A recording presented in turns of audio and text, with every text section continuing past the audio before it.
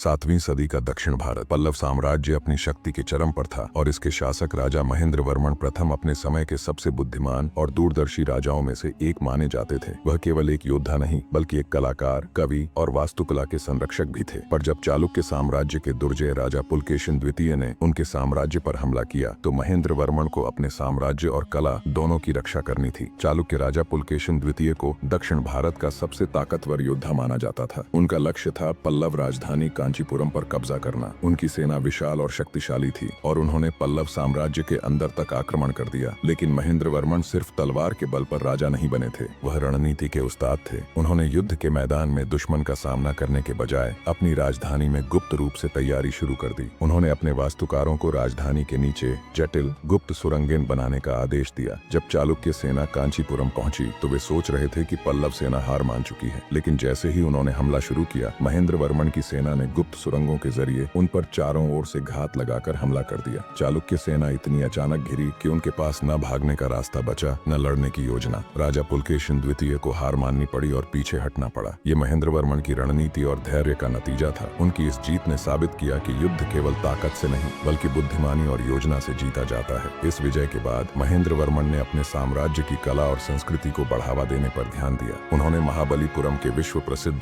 शिल्प मंदिरों का निर्माण कराया। इन मंदिरों को चट्टानों को काट कर बनाया गया था और इनमें देवताओं और मानव जीवन के अनूठे दृश्य उकेरे गए थे। यह मंदिर न केवल वास्तुकला का चमत्कार है बल्कि राजा महेंद्र वर्मन के कला प्रेम का प्रतीक भी है। महेंद्र वर्मन केवल एक योद्धा राजा नहीं थे, उन्होंने संस्कृत और तमिल भाषा में कई साहित्यिक कृतियां लिखी। उनका मानना था कि एक राजा का कर्तव्य केवल युद्ध जीतना नहीं बल्कि अपने साम्राज्य की संस्कृति और विरासत को सहेजना है। राजा महेंद्र वर्मन एक की कहानी केवल इतिहास नहीं है, यह हमें सिखाती है कि सच्चा नेतृत्व ताकत और बुद्धिमानी का संतुलन है। वह न केवल एक राजा थे बल्कि अपने समय के दृष्टा थे, जिन्होंने दिखाया कि युद्ध के बाद भी राजा का सबसे बड़ा कर्तव्य अपनी संस्कृति को अमर बनाना है। आज भी जब लोग महाबलीपुरम के मंदिरों को देखते हैं तो वे महेंद्र वर्मन की महानता और दूरदर्शिता को महसूस करते हैं। उनकी कहानी इतिहास की पन्नों में छिपी एक ऐसी प्रेरणा है जो हर पीढ़ी को सिखाती है कि असली विजय केवल तलवार से नहीं बल्कि दिमाग और दिल से होती है।